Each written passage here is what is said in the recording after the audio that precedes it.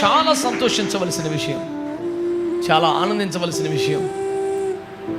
ఇంత అద్భుతమైన ప్రేమించే సంఘం, బాధ్యత గల సంఘం, తమ కుటుంబాన్ని, తమ ఇంటి అవసరాలను, తమ భవిష్యత్తు, పిల్లల భవిష్యత్తును కూడా రెండవ స్థానంలోకి నెట్టి సంఘము దాని క్షేమాభివృద్ధి మొదటి స్థానంలో పెట్టుకున్న సంఘమును, సంఘ పెద్దల్ని నీకు ఇచ్చి ఆయన వెళ్ళాడు అక్కడికి. హల్లెలూయా. యెషయా గారు దీనికంటే బాబులాంటి సంఘాన్ని కట్టాడు.